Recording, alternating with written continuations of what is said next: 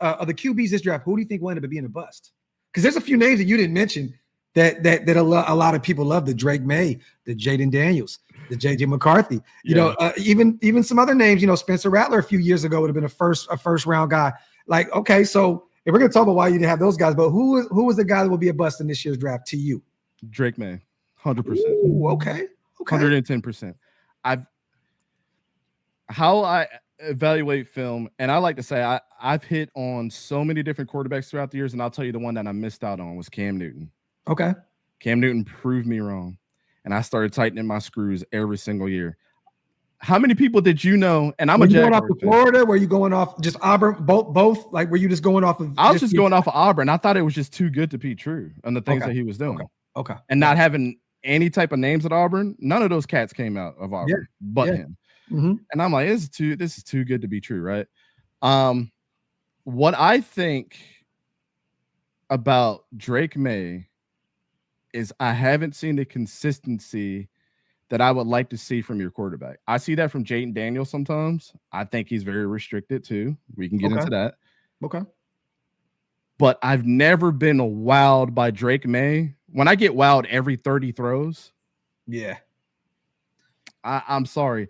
And for people to say this is what drives me crazy about the North Carolina thing. Oh, he didn't have any weapons.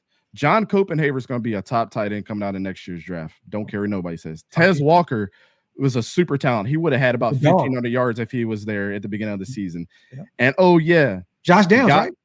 Last year. Josh Downs last year. Yeah. And I forgot the other kid that was there. He got drafted in the 7th round last year.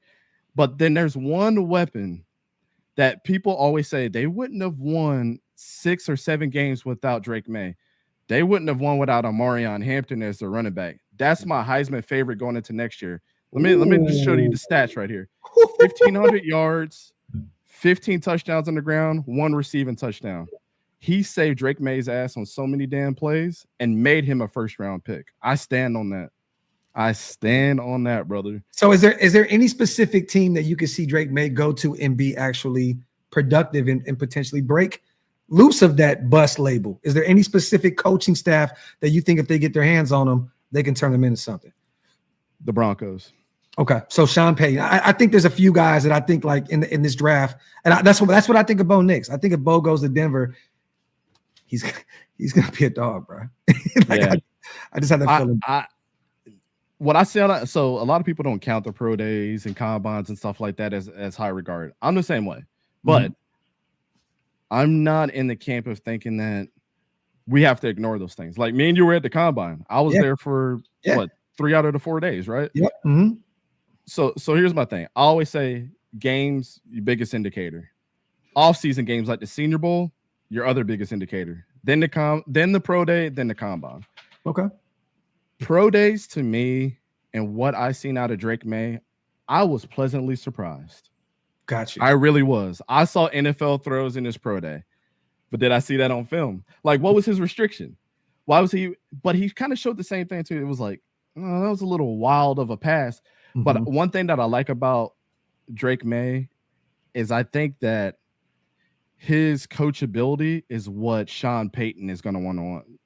Russell Wilson is not coachable at this point. He's won a Super Bowl. He is who he is. Yeah. He's been to 2 Super Bowls, lost one. That wasn't his fault, right? Yeah. He's a Hall of Famer, set records, winning quarterback at home, all that stuff. We know Russell Wilson's story.